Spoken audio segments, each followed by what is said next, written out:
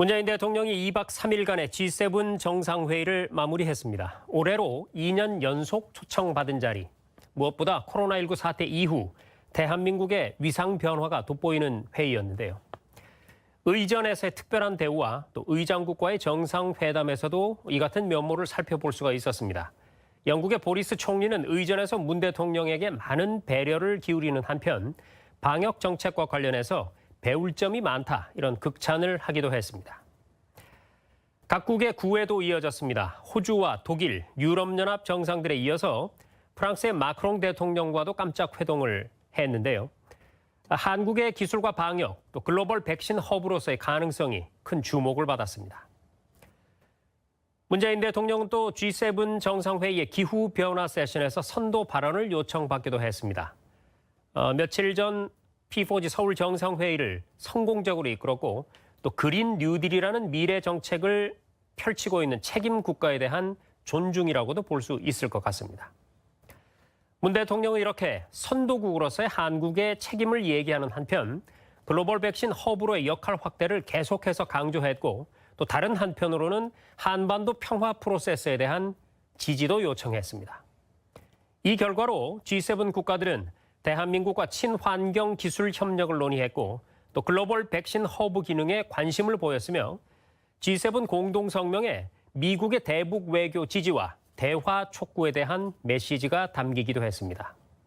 자, 이 내용 오늘 대담을 통해서 자세히 짚어보겠습니다.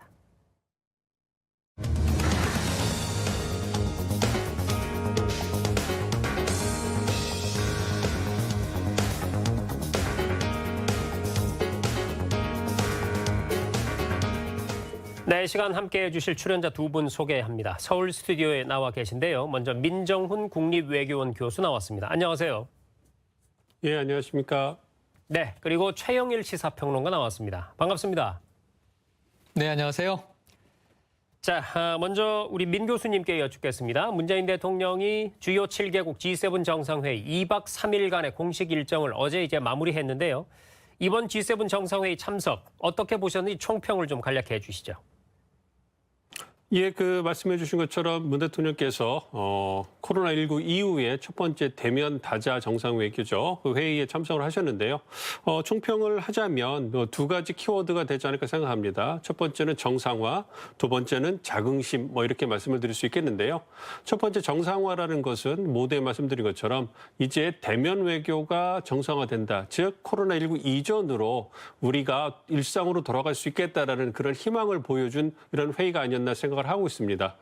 지난달에 개최된 한미 정상회담도 그것도 이제 대면 정상회고였고 그리고 이제 마스크를 벗고 정상들께서 회의를 하시는 모습을 보여주시면서 이제 우리가 코로나19를 벗어나서 일상생활로 돌아갈 수 있겠구나 이러한 신호탄을 보여줬다고 한다면 이번에 개최된 G7 정상회의에서는 그 범위가 더 확대됐다고 할 수 있겠죠. 그래서 이제 세계의 주요 국가들의 지도자들이 마스크를 벗고 환하게 웃으면서 대면 외교를 하는 모습을 보니까 이제는 우리가 코로나19를 벗어날 그런 날이 멀지 않았다. 그리고 이러한 세계의 주요 국가들이 합심해서 코로나19를 벗어날 수 있도록 협력하는 모습을 또 보여줬기 때문에 또 하나의 희망을 보여줬다. 이렇게 말씀을 드릴 수가 있겠고요.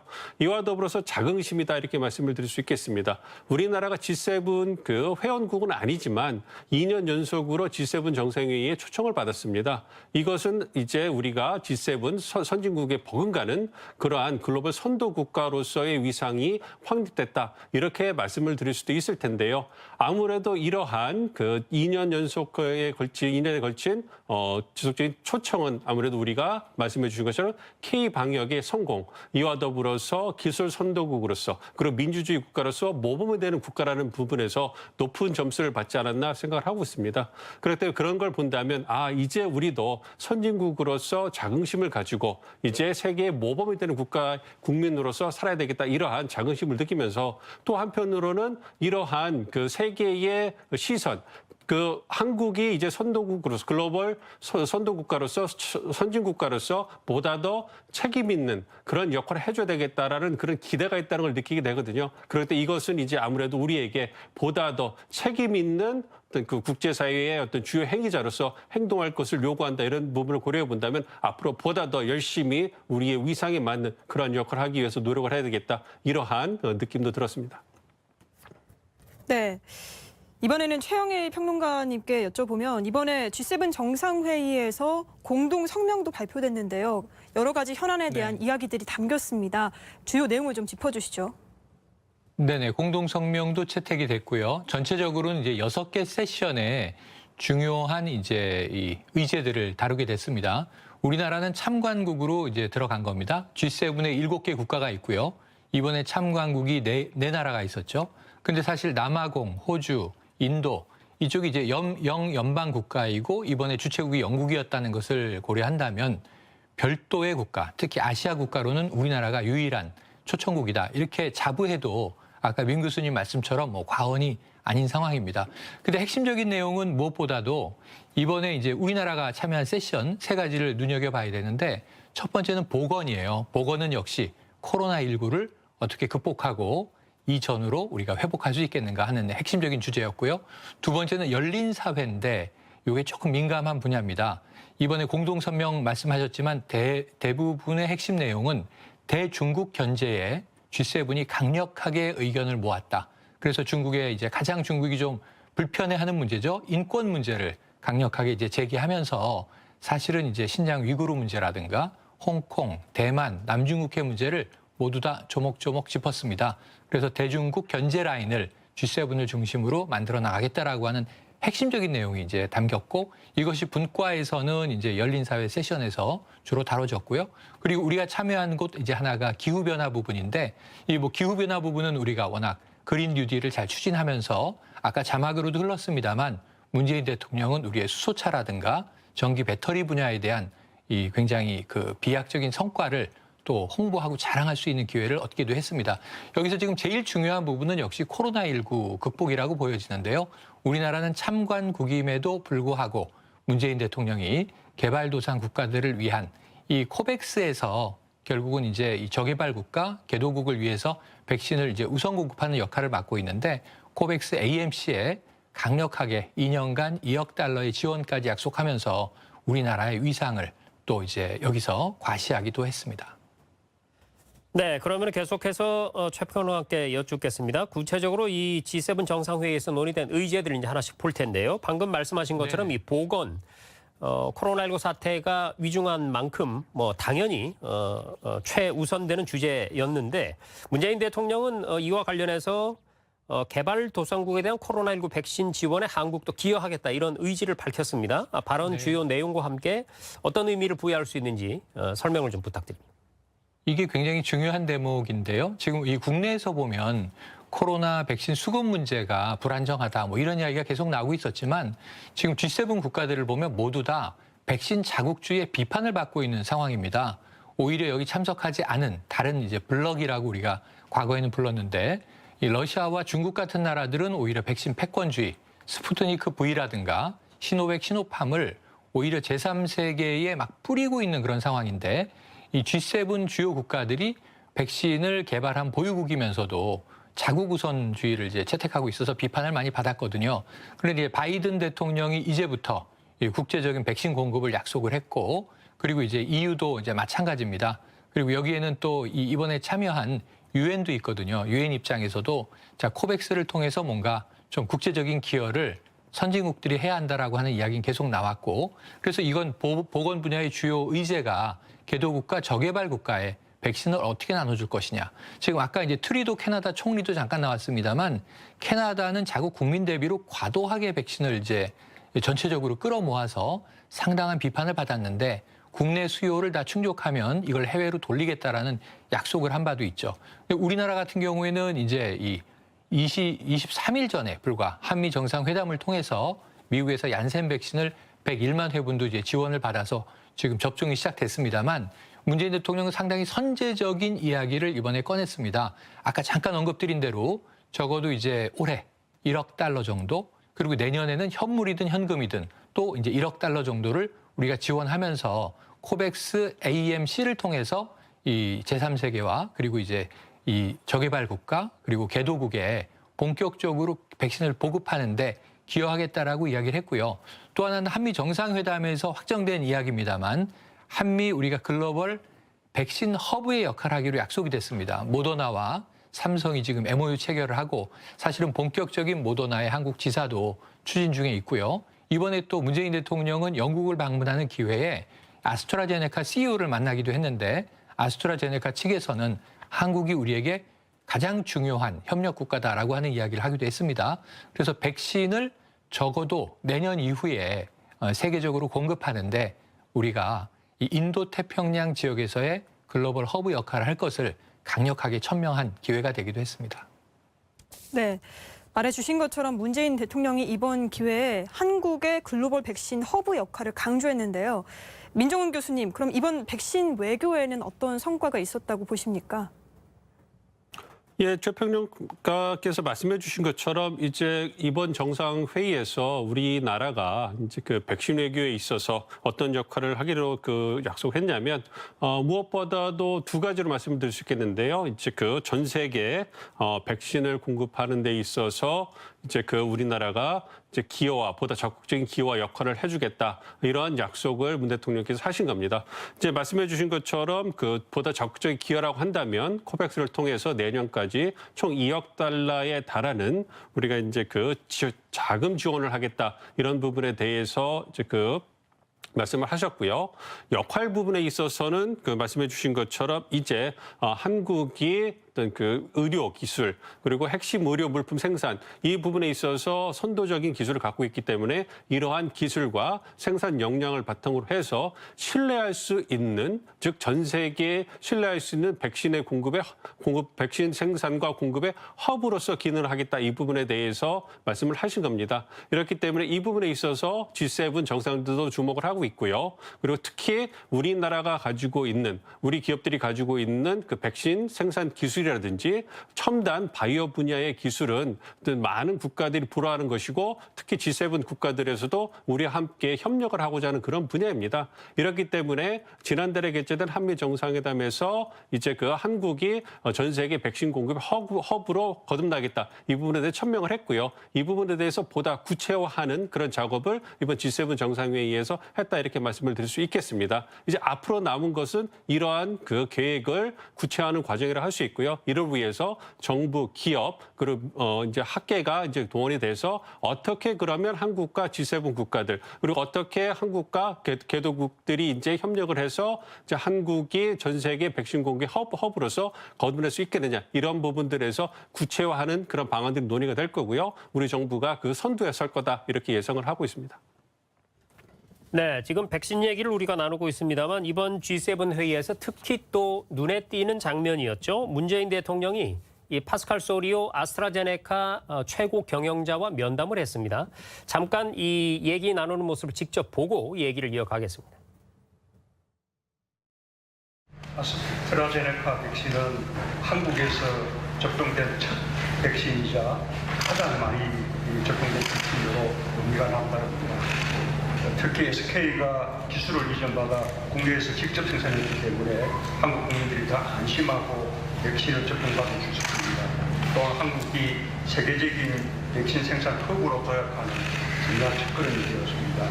귀사에 깊이 감사합니다. 한국은 전 세계적인 백신 부족을 해소하기 위해 적극 협력할 것입니다. 아스트라제네카사도 더 원활한 세계 백신 공급을 위해 한국의 생산 능력을 활용해 주길 바랍니다. 한국의 백신 접종이 안정적으로 이루어질 수 있도록 서로 일관되게 각별한 관심을 요청드립니다. 감사합니다. 네, 지금 현장 영상을 함께 보셨는데요. 민 교수님, 현재 우리나라가 백신 접종에 갈수록 속도를 내고 있는 상황이고 그리고 전에도 말씀하셨지만 우리가 백신 허브 역할을 하겠다. 이걸 천명한 상황에서 상당히 유의미한 만남이 아니었나 싶은데요. 어떻게 보셨습니까? 예, 그렇습니다. 이번 문 대통령과 아스트라제네카 그 대표와의 만남은 사실 그 예정에는 없었는데요. 이 부분은 또 이제 그 독일 메르켈 총리가 강력히 요청해서 한독 간의 정상회의가 개최된 것처럼 이번 그 만남도 이제 그 회사 쪽에서 아스트라제네카 회사 쪽에서 요청을 해서 이제 문 대통령이 머무시는 호텔까지 와서 이제 그 방문이 만남이 이루어진 건데요.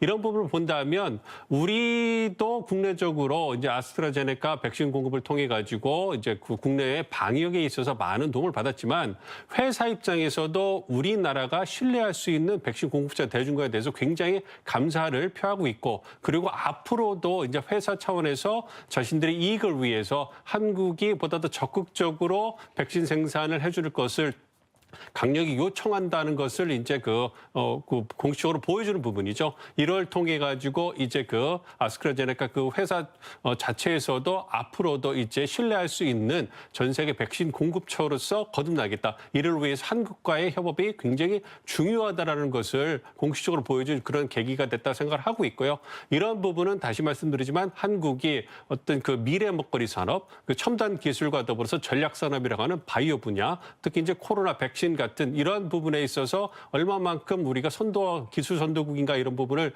여실히 보여주는 그러한 우리의 자긍심을 높일 수 있는 그런 계기가 됐다 이렇게 생각을 하고 있습니다. 이런 부분을 본다면 앞으로도 이제 말씀드린 것처럼 정부, 기업, 학계가 노력을 해서 미래 먹거리 산업에 있어서 우리가 얼마만큼 지금의 우리의 기술 역량을 유지하고 확대해 나가는가 이 부분이 이제 앞으로의 우리의 미래를 결정하는 데 큰 역할을 할 거다 이렇게 예상을 하고 있습니다. 네.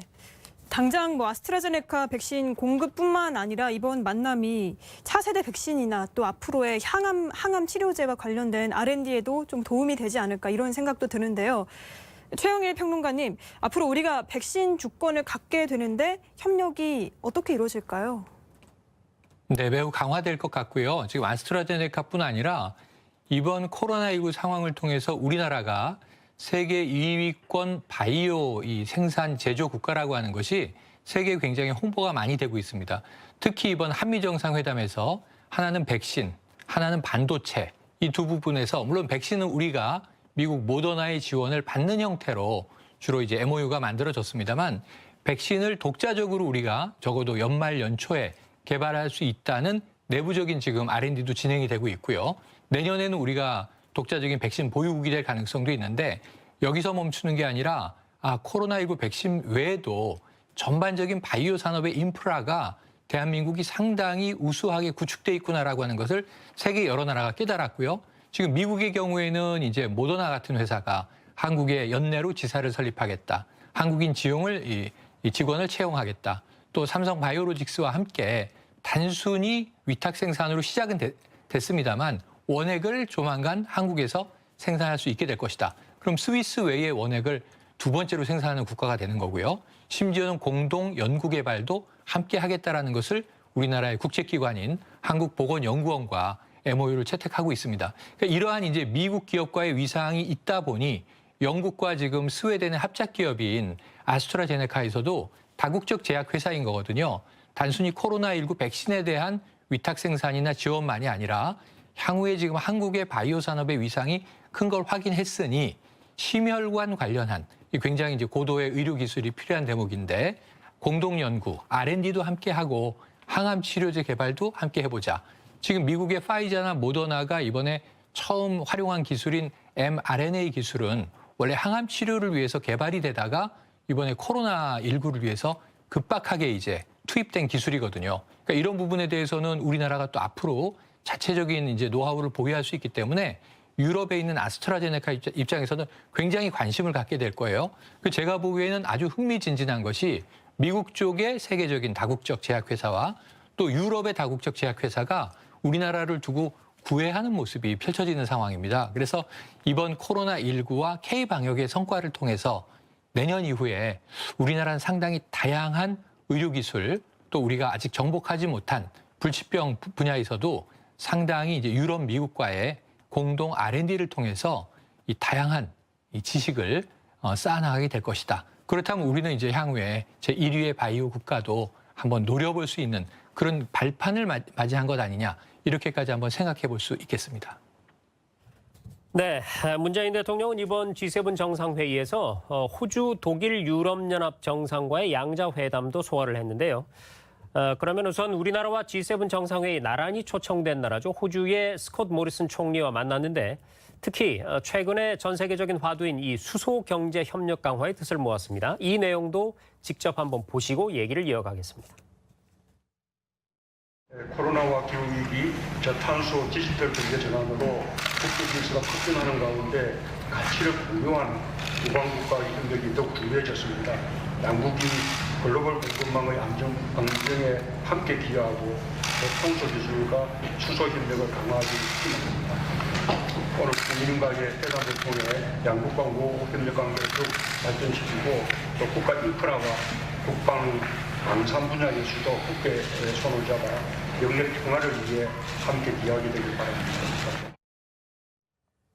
네, 민 교수님께 여쭙겠습니다. G7 회의를 계기로 한 호주 정상이 마주한 장면 지금 봤는데요. 한 호주 정상회담의 성과 어떻게 요약해 볼 수가 있을까요? 예, 문 대통령께서 말씀해 주신 것처럼 한 호주 정상회담에서 강조된 부분이 주요 의제가 이제 경제 양국 간의 경제 협력인데요. 이것보다 더 중요한 것은 이제 경제 협력을 확대해 나가겠다 이러한 합의를 통해 가지고 한국과 호주 간의 포괄적인 동반자 관계가 이제 구축되고 확대되어 나갔다 이런 부분에서 가장 큰 의미가 있다 생각을 하고 있습니다. 이제 호주는 이제 우리와 더불어서 영내 주요한 중견국이다 이런 평가를 받고 있고요. 무엇보다 미국이 추진하고 있는 인도태평양 전략의 핵심이 되는 쿼드죠. 4개국 비공식 안보협의체의 어떤 회원국입니다. 이렇기 때문에 이제 호주의 중요성이 영내에서 점점 부각되고 있는 상황이거든요.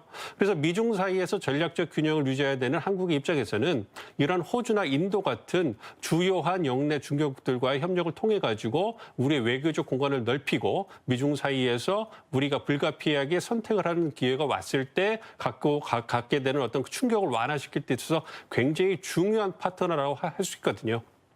그렇기 때문에 호주와의 관계를 갖다가 협력을 확대해 나가는 것은 우리에게 굉장히 중요한 외교적 행보라고 볼 수가 있고요. 이를 위해서 한국과 호주 간의 협력이 가능한 부분, 특히 이제 미래 먹거리라고 할 수 있는 저탄소 기술이라든지 수소 관련된 기술을 개발하고 생산하는 데 있어서 양국이 협력을 한다면, 즉 한국은 수소 관련돼서 또 선도 기술을 보유하고 있고, 그리고 호주는 이제 수소 관련된 그런 산업에 있어서 생산 공장으로 거듭나겠다라는 그런 의지를 갖고 있기 때문에 기술과 생산 능력이 합쳐진다면 두 국가가 수소 관련 산업에 있어서 굉장한 시너지 효과, 어떤 중요한 이익을 얻을 수가 있거든요. 이런 부분을 통해 가지고 한국과 호주가 어떤 포괄적인 동반자 관계를 상승시켜 나간다면 그 여타 부분에 있어서도 양국 간의 협력의 어떤 범위는 넓어질 수 있는 것이고요. 이와 더불어서 호주가 잘 아시는 것처럼 전 세계 어떤 광물이라든지 천연자원의 보고입니다.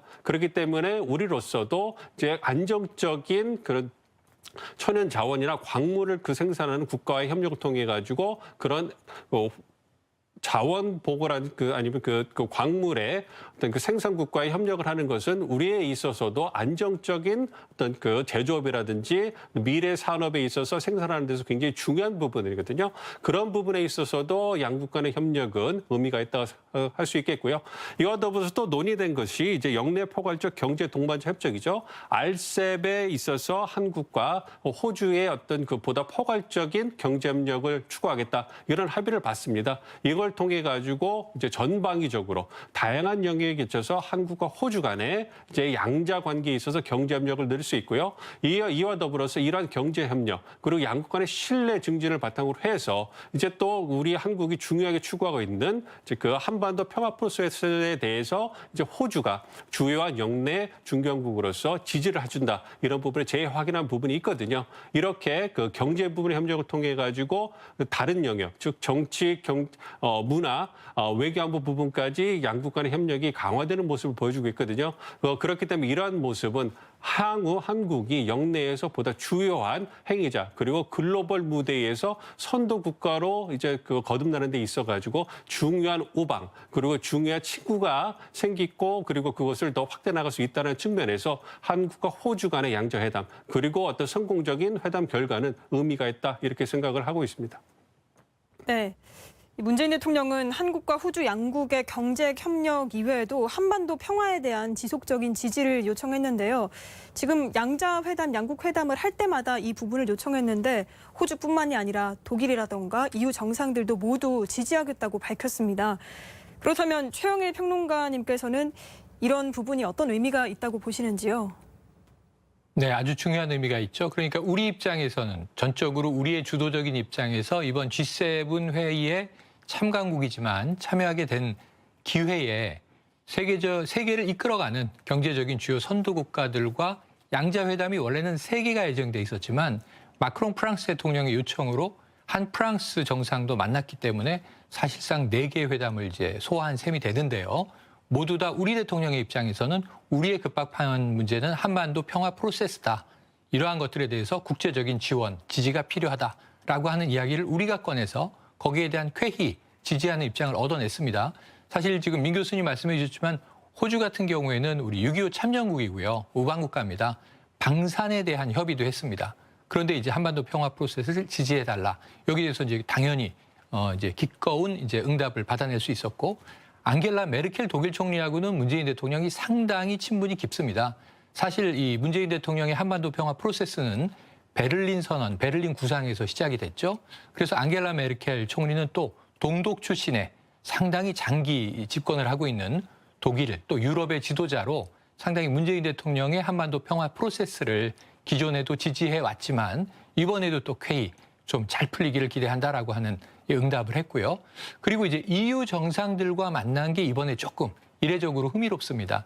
샤를 미셸 EU 이제 상임의장하고요. 함께 우르술라 푼데어 라이엔 지금 집행위원장을 함께 만나서 이야기를 굉장히 즐겁게 나누는 모습이 화면에 많이 잡혔는데 유럽 연합 입장에서도 이번에는 상당히 지지를 보이면서 또 북미 간의 외교적인 해법, 외교적인 소통 그리고 외교적인 관여가 이루어지길 기대한다라고 하는 상당히 좀 적극적인 이제 지지 입장을 얻어낼 수 있었습니다. 뭐 프랑스야 이제 더 말할 나위도 없고요. 그런 측면에서 이제 문재인 대통령은 사실 한반도 평화 프로세스 문제는 우리의 문제이고 우리가 가지고 간 의제인데 양국 간의 정상회담에서 대부분 여기에 대한 입장을 끌어냈고 이번에 공동성명 초기에 잠깐 말씀드렸습니다만 대중국에 대한 강력한 견제 이건 또 이제 대북 정책과도 연결될 수밖에 없는 문제임에도 불구하고 적어도 대북 문제에 있어서는 G7 정상 다수가 이제 이 미국과 북한의 외교적인 소통을 통해서 이 한반도 평화 문제가 풀리길 기대한다라는 지지를 또 얻어냈기 때문에 상당히 외교적인 측면에서는 우리나라의 고유하고도 특별한 성과다 이렇게 짚는 것이 옳을 것 같습니다. 네, 그럼 이제 민 교수님께 좀 여쭙겠습니다. 사실 이 G7 정상회의 같은 다자 정상회의의 경우에는 풀어사이드라고 해서 이제 공식적으로 정해진 만남이 아니지만 뭐 회의장 한 구석이라든지 혹은 심지어는 복도에서 이렇게 정상들이 마치 친구처럼 만나서 얘기를 나누는 그게 한가로워 보이지만 굉장히 발빠른 그리고 치밀한 이제 외교전이라고 볼 수가 있을 텐데요. 이번에 특히 독일 같은 경우는 한독 정상회담의 경우에 독일 측의 강력한 요청으로 원래 예정에 없던 게 성사된 걸로 들었습니다. 왜 이렇게 메르켈 총리가 문재인 대통령을 간절히 찾았고 그리고 실제로 여기서 무슨 얘기들이 나왔습니까? 예, 그 말씀해 주신 것처럼 이제 한독 그 정상회담은 애초에 우리가 계획하지 않은 부분이다. 그렇지만 독일 측의 강력한 요청에 의해서 이루어졌다. 이렇게 알려지고 있긴 하지만요. 우리 측의 입장에서도 독일과의 정상회담은 충분히 공감대가 형성이 될 수 있고 이익이 되는 부분이다. 이렇게 말씀을 또 드릴 수가 있겠습니다. 이제 독일은 잘 아시는 것처럼 유럽, 즉 EU에 있어서 가장 중요한 그런 국가라고 할 수 있겠고요. 영국, 프랑스와 더불어서 이제 유럽을 이끌어가는 주요 국가이기 때문에 우리가 이제 EU와의 관계, 유럽과의 관계를 고려할 때 독일은 당연히 고려해야 되는 굉장히 중요한 외교 당사국입니다. 그러한 독일이 이번 정상회담에서 우리와 어떤 양자 회담을 통해 가지고 경제 협력 그리고 한반도 프로세스에 대한 지지를 보내줬다는 것은 우리 입장에서 굉장한 소득이다 이렇게 말씀을 드릴 수 있겠고요. 무엇보다도 독일이 우리와의 양자 회담에 관심을 가진 것은 누차 말씀드린 것처럼 우리가 K 방역의 성공을 통한 어떤 백신 생산이라든지 백신 공급에 있어서의 잠재력 이와 더불어서 이제 기후 변화에 있어서 미래 먹거리를 할 수 있는 친환경 산업에 있어서 기술 선 선도국인 한국이 갖고 있는 그런 매력, 이러한 부분들이 고려된 그러한 그 결과가 아닌가 생각을 하고 있습니다. 그리고 또한 그 독일 같은 경우는 미국이 주도하고 있는 인도태평양 전략에 관심이 많고요. 유럽 국가들 중에 드물게 영국, 프랑스와 더불어서 인도태평양 비전이라는 것을 이제 그 인도태평양 지역에 대해서 독일이 어떠한 관심을 갖고 있는가를 보고서로 발간한 그런 국가들 중에 하나입니다. 그리고 이제 독일 같은 경우에는 주로 경제협력을 통해 가지고 인도태평양 국가들과 교류를 통해 가지고 자국의 이익을 확보하고 확대해 나가겠다, 이런 의지를 강하게 표현하고 있는 그 국가거든요. 그런 측면을 고려해 본다면 어떤 보건이라든지 핵심 기술, 이러한 그 굉장히 명분이 좋은 분야의 협력을 통해서 영내 동아시아, 아시아 태평양 지역에서 주요 국가인 한국과의 관계를 돈독히 하는 것은 독일에게 있어서 인도태평양 지역에 보다 적극적으로 참여하고 기여하고 역할할 수 있는 중요한 토대가 될 수 있다, 이렇게도 볼 수가 있거든요. 그거를 위한 수단이 말씀드린 것처럼 이제 보건안보, 그리고 이제 그 기후변화, 이 부분에서의 양국 간의 협력이라고 할 수 있겠죠.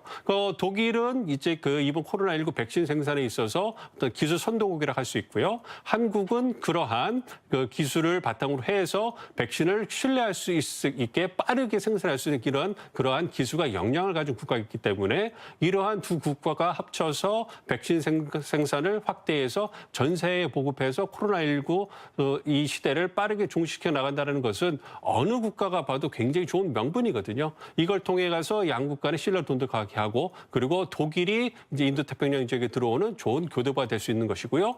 이 반면에 한국은 독일과 협력을 통해서 K-방역, 즉 기술 선도국으로서 보다 더 어떤 위상을 제고할 수 있는 기회가 되는 것이고, 독일과의 협력을 통해서 미중 사이에서 전략적 선택을 할 때 어떤 독일이라든지 호주, 다른 중견국들과의 협력을 통해 가지고 이제 우리의 선택에 대해서 명분을 얻을 수 있는 그러한 중요한 완중 국가로서 역할을 할 수가 있거든요. 그러한 부분을 고려해 본다면 한국과 독일이 이번 그 G7 정상회의에서 그 양자회담을 한 것은 어느 한 국가의 이익만을 고려한 것이 아니라 양국 간의 이익을 절묘하게 고려한 윈윈할 수 있는 그러한 양자회담이고, 그걸 바탕으로 해서 성공적인 그 회담 결과가 나오지 않았나, 이렇게 평가를 하고 있습니다. 네. 자, 이번에는 최 평론가님께 질문 드리겠습니다. 문재인 대통령이 또 유럽연합의 샤를 미셸 정상회의 상임의장이라던가 우르줄라 폰데어 라이엔 집행위원장과도 만나서 정세를 논했는데요. 최근에 있었던 P4G 서울 녹색미래 정상회의에 대해서도 이분들이 좀 긍정적인 평가를 한 것으로 알려져 있는데, 이런 협력이 어떤 의미를 갖는다고 보시는지요? 네, 불과 2주 전이었죠. 국내에는 보도가 많이 안 됐습니다만 이 P4G가 상당히 세계적인 이 정상회의였고요. 그리고 비대면으로 이루어졌습니다. 굉장히 많은 나라들의 정상이 참여했습니다. 지금 60개국 이상이 들어왔고 EU도 집행부가 참여했었습니다. 그리고 38개 나라가 이제 지지 성명을 채택하는 것으로 결정이 났는데요. 이게 미래에 결국은 이 친환경 문제, 지구의 보존 문제를 어떻게 해결할 것이냐, 기후변화에 대한 가장 핵심적인 실행 내용을 담은 그런 이제 정상회의였고, 유럽에선 여기 관심을 가질 수밖에 없는 게 1차 대회가 이제 2018년 덴마크 코펜하겐 대회였고요. 2차 대회가 2년마다 열려서 서울 대회인데 지난해 코로나19 때문에 1년 밀려서 올해 결국은 서울에서 비대면으로 열렸던 것입니다. 그 성과가 굉장히 다채로웠는데 이 부분이 이제 국내에는 많이 보도되지 못한 아쉬움이 있습니다. 그러니까 유럽에서는 이 부분을 너무 잘 알고 있다 보니까 결국은 이번 정상, 이 G7에서 가장 흥미로웠던 대목을 하나 제가 꼽는다면 이 바이든 대통령에 대해서 기자들의 질문이 있었어요. 자, 미국이 돌아왔다. 이거 맞는 얘기입니까? 바이든 대통령이 답변하지 않고 프랑스 마크롱 대통령한테 한번 대답해 보세요 하고 손짓을 합니다. 마크롱 대통령이 미국이 돌아온 게 맞다. 이렇게 인정을 합니다. 왜냐하면 전임 트럼프 전 대통령 때는 G7에도 상당히 이 자국 보호주의 때문에 배타적이었던 데다가 무엇보다 이번에 세션 중에 핵심적인 기후변화에 대해서는 파리 기후협약을 탈퇴하는 놀라운 이제 충격적인 일을 미국이 감행했었거든요. 그런데 바이든 대통령 취임 이후에 첫 번째 행정명령이 자, 파리 기후협약에 다시 복귀하는 것이었어요. 그래서 이번 G7에서도 미국이 돌아왔다. 정말 과거의 미국이 안정적으로 G7에서 자리 잡은 것 같다라는 분위기였는데 이와 관련한 게 주로 바이든 대통령과 문재인 대통령의 공통점이 이 기후변화에 대한 적극적인 대응입니다.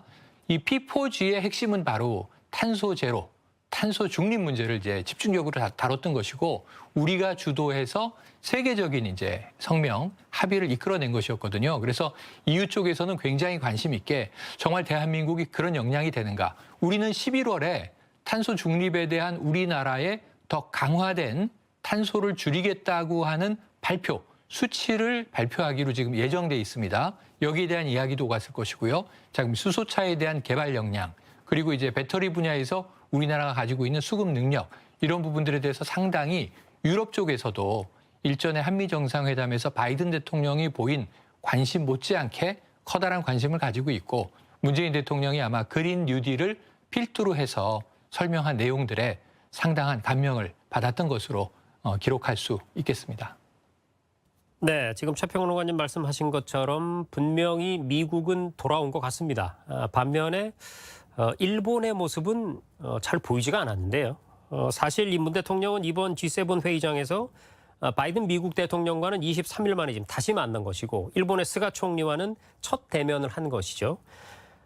기대를 많이 모았던 게 이제 이 G7을 계기로 해서 한미일 3국 간 별도의 만남이 있을 것이냐 이 부분이었는데 결국 뭐 성사되진 않았습니다. 한일 관계 앞으로 외교 과제로 남은 것 같은데 민 교수님 어떻게 보세요? 예, 그렇습니다. 그 한일 관계는 여전히 어렵다 이렇게 말씀을 드릴 수 있겠고요.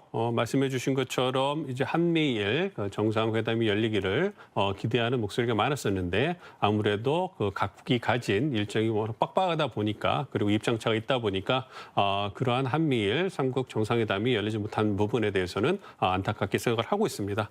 그리고 한일 관계에 있어서는 여전히 그 역사 문제, 특히 그 일제 징용 노동자 문제 관련돼서 이제 그 양국 간의 입장차가 팽팽하기 때문에 그런 부분에서 입장차가 좁혀지지 않는 한 양국 관계가 개선되기 쉽지 않겠다 이렇게 생각을 하고 있습니다. 그리고 이번 그 G7 정상회담에서도 우리 문재인 대통령께서 스가 총리에게 다가가서 짧은 인사를 건넸다 이렇게 알려지고 있거든요. 이런 부분을 본다면 한일 관계를 경색시키는 것이 과연 어느 국가인가를 여실히 보여준다 생각을 하고 있습니다.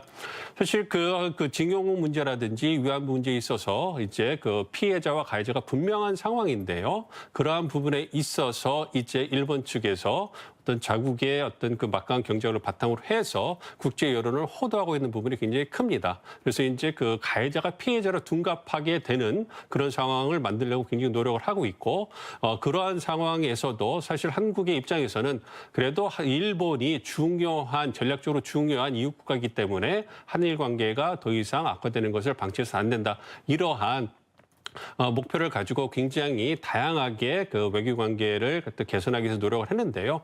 일본이 지금까지 보여준 행태는 한국이 제시하는 모든 안에 대해서 자신들의 입맛에 맞는 것만 딱 그 발제를 하고 이제 아직 만족할 수 없으니 더 가져와라 이렇게 아주 그 냉랭하게 모습을 보여주고 있습니다. 그러한 그 일본의 모질곡한 행태에도 불구하고 우리 정부에서 지속적으로 한일 관계를 개선하기 위한 노력을 하고 있다 이렇게 말씀을 드릴 수 있겠고요. 그러한 차원에서 이번 그 G7 정상회의에서 우리 대통령께서 스가 총리에 먼저 다가가서 짧은 인사를 건네는 그러한 보다도 포용적이고 개방적인 어떤 외교를 추구하는 모습을 보여줬다. 이런 부분에서 우리 정부가 많은 노력을 하고 있다. 이렇게 말씀을 드릴 수 있겠고요.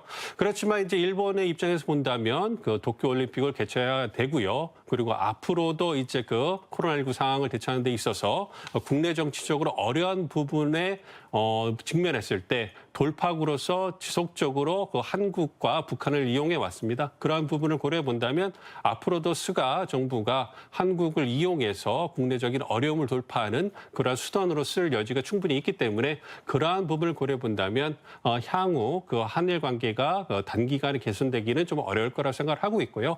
그렇지만 우리 정부 입장에서는 한미일 안보 협력이라든지 한국과 일본 간의 안보 협력은 한 번 더 안보 상황을 안정적으로 관리하는 데 기여하는 부분이 분명히 있습니다. 우리 정부가 그걸 잘 알고 있고 그러한 목표를 달성하기 위해서 일본 측의 그 몰상식한 그러한 행태도 불구하고 지속적으로 외교 관계를 개선하기 위한 노력을 보여주고 있거든요. 그러한 부분에 대해서는 국민 한 사람으로서 굉장히 좀 가슴 아픈 부분이 있고 마음에 안 드는 부분이 있긴 하지만 그래도 국가 차원에서 국익을 위해서 보다 더 대승적으로 나가는 모습은 바람직하다 이렇게 생각을 하고 있고 앞으로도 그러한 모습을 보여줌으로써 한일 관계를 개선하기 위한 적극적인 모습을 한국이 선제적으로 계속 보여주는 것은 필요하다 이렇게 생각을 하고 있습니다.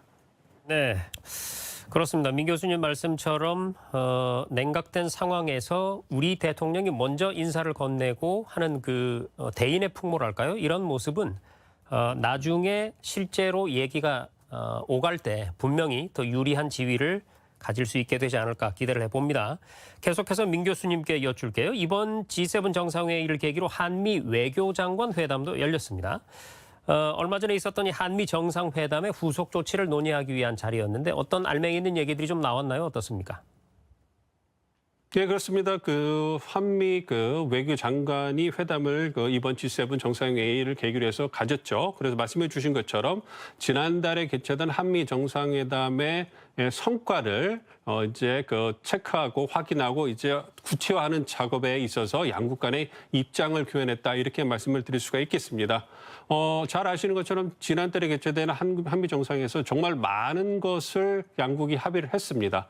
우선 한반도 차원에서 이제 그 북미 관계를 개선하고 한반도 평화 프로세스를 진전하기 위해서 한미 양국이 긴밀한 소통과 협력을 이어나가겠다. 그리고 바이든 행정부의 대북 정책을 한국이 지지하고 그리고 그 북미 관계를 개선하기 위한 미국의 노력에 한국이 적극적으로 동참하겠다. 이런 부분에 대해서 합의를 했거든요. 그러한 부분을 이제 구체화하기 위해서 우리 정부가 발빠르게 후속 조치로 해서 뛰고 있고요. 그러한 부분에 대해서 한미 양국이 이제 지금까지 어떠한 작업이 이루어져 있고 그거에 대해서 어떤 평가를 하는가에 대해서 나누는 그런 시간이 필요하거든요. 그러한 그 시간을 가졌다 일단 이렇게 볼 수가 있겠고요. 이와 더불어서 이제 그 한미 동맹이 영내나 글로벌 차원에서 보다 적극적으로 기여하고 역할을 해야 된다. 이런 부분에 대해서 합의를 했거든요. 그래서 이제 그 영내 차원에서 한미 간의 경제 협력, 특히 반도체나 배터리, 어떤 미래 먹거리 산업을 중심으로 해가지고 이제 미국과 한국이 보다 적극적인 협력을 통해 가지고 양국의 이익을 보다 증대해 나가겠다 이런 부분에서 합의를 했거든요. 이를 위해서 이제 그 MOU를 체결하고 TF를 구성하고 앞으로 어떻게 양국이 협력해 나갈 것인가, 즉 정부와 기업과 학계가 어떠한 노력을 통해 가지고 이러한 양국 간의 합의한 사항을 구체해 나갈 수 있을 것인가에 대해서 이제 그 한미 정상회담을 통해 갖고 뼈대만 잡은 부분이거든요. 이러한 부분에 대해서 이제 한 20일 넘은 그 기간 동안 어떻게 이제 방향을 잡고 구체화되고 있는가에 대해서 한국과 미국이 어떠한 입장 그리고 어떠한 구체화 작업을 보여주는가에 대해서 서로의 의견을 교환하고 평가하는 부분, 그 부분에 대해서 이제 논의가 됐을 거라 생각을 하고요.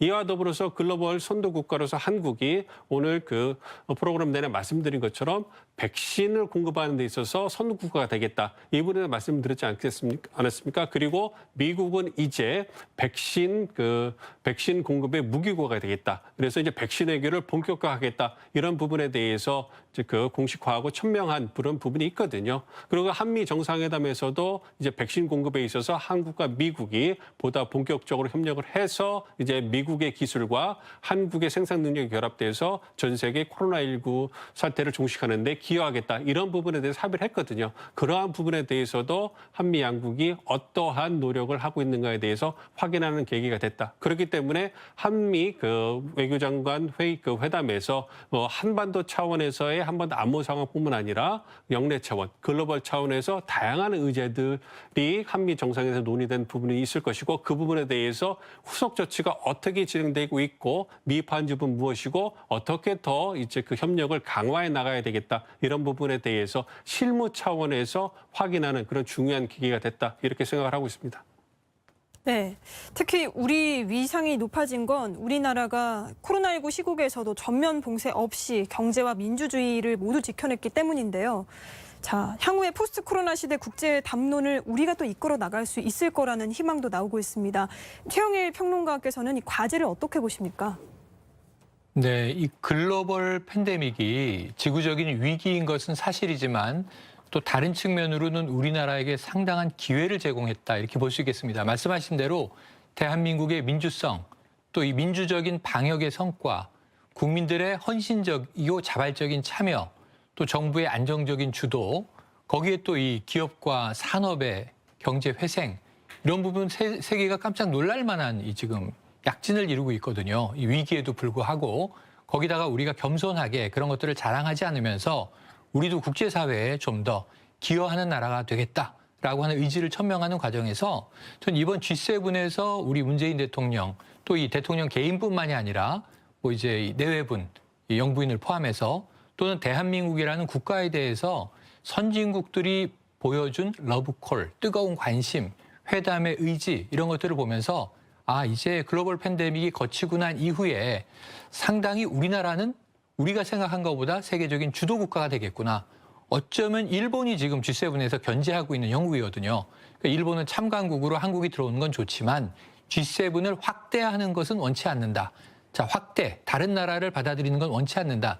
이런 폐쇄주의 자체가 이미 위기감을 반영하고 있는 거라고 봅니다. 그래서 우리가 포스트 코로나 시대에 상당히 이제는 선진국가로 다른 나라들을 주도하면서 갈 수 있는 하나의 이 교두보를 확실히 만들었다. 그것이 이번 G7에서 더더욱 확인됐다. 그래서 무엇보다도 이제 우리 국민들이 좀 더 큰 자부심을 가지고 우리가 선도국가로 가려면 일본 같은 나라가 뭔가 잘해서라기보다는 경제적인 부국으로 국제기구나 다른 이제 이 저개발 국가에 많은 원조들을 해왔던 게 사실이거든요. 그래서 어쩌면 우리가 앞으로 일본이 해오던 역할을 대신 또 끌어안고 나가야 할 국가로서의 선진국가, 적어도 우리가 G10 안에는 드는 국가인 게 확실하거든요. G7까지 갈 것인가? 지금 그 가늠을 하는 게 이번 정상회의 아니겠습니까? 그 이상의 국가로 성장하기 위한 기반을 만들 수 있는 계기가 되기를 강하게 희망해 봅니다. 네, 자 그러면 이제 민 교수님께 G7 정상회의 이후 일정에 관해서 좀 여쭙겠습니다. G7 정상회의 이후 문 대통령 뭐 쉬는 시간이 없네요. 오스트리아 국빈 방문, 이어서 또 스페인 국빈 방문 이렇게 예정이 돼 있는데 이 나라들의 방문해서 어떤 얘기를 나누게 되고 또 어떤 의미가 있을까요? 예, 말씀해 주신 것처럼 그 문 대통령이 바쁘시죠. 바쁜 짬을 내셔가지고 이제 유럽 국빈 방문을 하시는데요. 국빈 방문하시는 국가가 두 국가입니다. 오스트리아하고 스페인이다 이렇게 알려져 있는데요. 이제 그 발표에 따르면 문 대통령께서 오스트리아를 방문하셔서는 이제 과학기술 분야의 협력을 논의를 하고 스페인을 국빈 방문하셔서는 이제 주로 해외 건설 시장 공동 지출 방안을 논의한다 이렇게 알려지고 있습니다. 그러니까 문 대통령께서 경제 외교의 수장으로서 굉장히 중요한 역할을 하신다 이렇게 말씀을 드릴 수 있겠고요.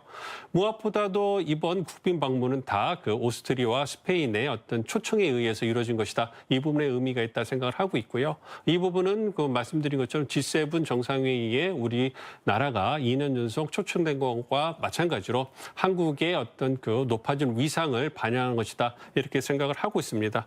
특히 오스트리아 방문은 이제 수교가 이루어진 지 양국 간의 수교가 이루어진 지 130년이 됐다고 하는데요. 우리 대통령께서 오스트리아를 방문하는 건 이번이 처음이라고 합니다. 그렇기 때문에 양국 간의 관계를 돈독히 하는 데 있어서 굉장히 중요한 계기가 될 것이다. 이렇게 생각을 하고 있고요. 그래서 오스트리아 방문하시면 오스트리아 대통령과 정상회담을 하고요. 이와 더불어서 국빈 만참 그리고 총리 회담 그리고 어떤 주요 인사들과 회담이 빡빡하게 일정이 잡혀 있습니다. 이러한 빡빡한 일정을 통해 가지고 양국 간의 경제 협력에 대한 구체적인 논의를 하실 거라 생각을 하고 있고요. 마찬가지로 스페인을 방문하셔가지고 유럽의 주요 국가 스페인과 한국이 어떻게 경제 협력을 하고 그리고 스페인으로부터 한반도 평화 프로세스 그리고 한국의 역할에 대해서 지지를 얻는 그러한 행보를 또 보이실 거라 생각을 하고 있습니다. 그렇기 때문에 한국이 이번 G7 정상회의 그리고 오스트리아 국빈 방문, 스페인 국빈 방문을 통해 가지고 유럽 전역에 한국의 위상을 제고할 수 있는 그러한 중요한 기회가 될 거라 생각을 하고 있고요. 이와 더불어서 유럽과 한국 간의 어떤 경제 협력을 통해서 우리의 경제적 이익을 제고할 수 있는 그러한 중요한 기회가 또 된다. 이런 부분에서 의미 있는 그런 국빈 방문이 될 것이다. 이렇게 예상을 하고 있습니다. 네, 우리 민정우 교수님께서 앞으로 일정에 대해서 상세히 설명해 주시고 의미 부여를 해 주셨기 때문에 마지막 질문 우리 최영일 평론가께 드리도록 하겠습니다. 모든 공식 일정을 마치고 이번 주 금요일 이제 문재인 대통령이 귀국을 할 텐데요. G7 정상회의에 이어서 오스트리아, 스페인 방문까지 기대 성과 그리고 당부하실 말씀이 있다면 마무리로 부탁드립니다. 네, 일단은 뭐 대통령께서 너무 잘하고 계시니까 건강하게 전체 일정을 잘 마무리하고 특히 이제 팬데믹 와중이기 때문에 건강 관리가 가장 중요하겠죠. 그리고 귀국을 잘 하시면 제가 기대되는 대목이 하나 있습니다. 문재인 대통령이 막 해외로 출국하시기 직전에 야당의 대표가 바뀌는 일이 있었죠. 그래서 이준석 국민의힘 대표에게 직접 전화를 하셔서 큰일 했다. 훌륭하다. 앞으로 이제 우리 정치사에 큰 변화를 기대한다. 이런 얘기를 하고 떠나셨는데 이 대통령은 해외에서 정말 많은 일을 하고 돌아오셨어요. 그럼 한미 정상회담 이후처럼 이 조금 휴식기와 일정 이제 대통령의 또 정리할 수 있는 시간을 가진 이후에 저는 여야 대표들을 청와대가 초청을 해서 간담회를 하게 될 거라고 생각을 하는데 지금 국내에도 상당히 큰 변화가 있거든요. 이 G7 국가들을 보면은 이제 캐나다의 이 트리도 총리 같은 경우가 상당히 젊은 나이에 국가의 변혁을 또 이뤄내고 있는데 국내에도 이제 정치가 젊어지고 있다 이런 분위기가 있어요. 그래서 여야 협치가 대한민국의 글로벌에서의 바뀌어진 업그레이드된 위상과 더불어서 좀 국내 정치도 업그레이드 될 수 있는 기회가 이번 이제 대통령의 G7 방문과 오스트리아, 스페인 방문 이후에 성과를 여야가 공유하면서 새롭게 한번 협치의 기회가 만들어졌으면 하는 바람을 가져봅니다. 네, 잘 들었습니다. 두 분 긴 시간 수고하셨고요. 지금까지 민정훈 국립외교원 교수, 최영일 시사평론가와 함께 G7 정상회의 참석의 성과와 과제를 살펴봤습니다.